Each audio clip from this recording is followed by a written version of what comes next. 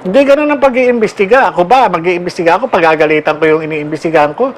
Wala akong makukuwang sustansya. Kahit mamamatay tao pa yan, kahit magnanakaw pa yan, kahit pasabihin mong rapist yan, paano ko ma-extract ang information kung aanuhin ko yan? Wala akong makukuha. Diba?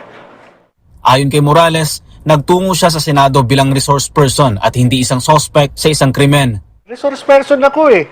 Unang-una gusto ko nga linawin. Akusado ba ako? Suspect ba ako? Diba? Nandoon ako as resource person tungkol doon sa PDEA leaks. Bakit ako pinatawag? Dahil doon sa mga dokumentong lumabas. Dagdag pa ng dating PIDEA agent na kung balak lang anya nitong siraan ang Pangulo ng bansa, dapat ay noon pa niya ito ginawa nung tumatakbo pa lang ito sa pagkapangulo noong taong 2022 elections. Kung ako gusto ko lamang ay manira o ano pa man, di sana 2016 nagsalita na ako kung kani-kanino o doon sa mga kalaban niya. Di ba? Nung taong nandyan sa report na yan. 2022, nung tumatakbo siyang presidente, sana nilapitan ko na yung mga kalaban niya sa politika. Bakit hindi ko ginawa? Dahil hindi ako ganon. At yung mga impormasyon na yan, naiwan doon mismo sa Intelligence Investigation Service ng PIDEA. Napilit nilang itinatanggi na meron. Nilinaw din ni Morales na hindi pa siya nakukulong kaugnay sa mga aligasyong ibinabato laban sa kanya.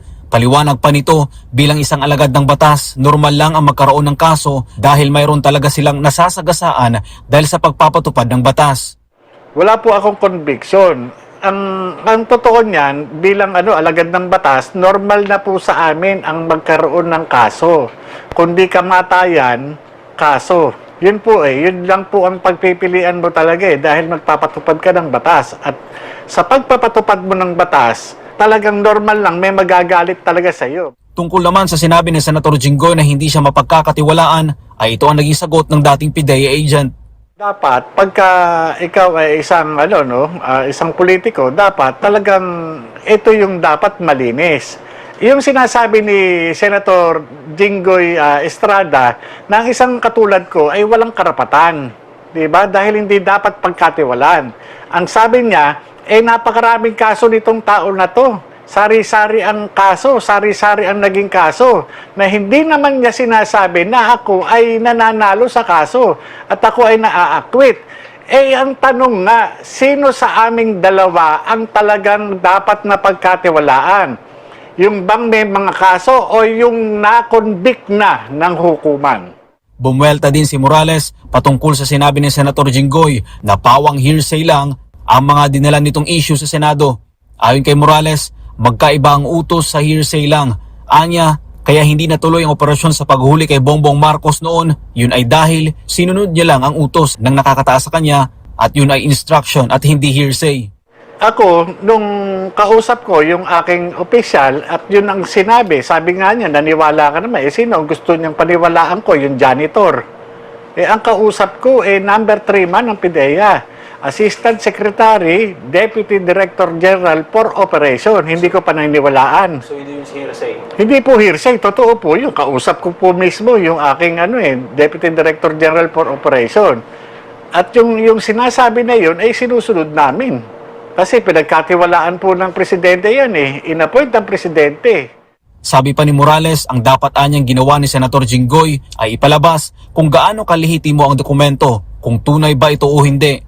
Dahil ang naturang dokumento anya ay pilit na itinatanggi ng mismong PIDEA dahil ang kasalukuyang namumuno sa nasabing ahensya ay itinalaga mismo ng Pangulo na siya ring subject sa investigasyon. Ang ebidensya dapat lang i-authenticate kung sino yung sumulat o yung pumirma.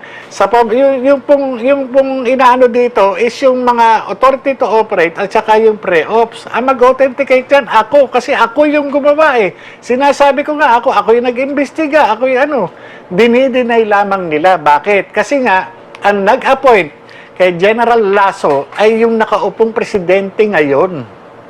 Yun po yun. Dahil sa mga nangyari at estilo ng pagtatanong sa kanya sa Senado, hindi maiwasan ni Morales na matakot. Kanyang opinion po yun, Siguro talagang ganun po yung abot ng kanyang ng kanyang pag-unawa. bilang isang bilang isang politiko, sinasabing halal ng bayan. Pagka ganun po yung abot ng ng kaisipan ng isang halal ng bayan, nakakatakot. Sa kabuuan ng hearing, sinabi ni Morales na paninira lang sa kanya ang tunay na pakay ni Senator Jinggoy Estrada. Una, talagang napansin ko talaga character assassination na yung ginawa niya, no? At wala siya talagang inatupag, kundi talagang durugin yung pagkatao ko.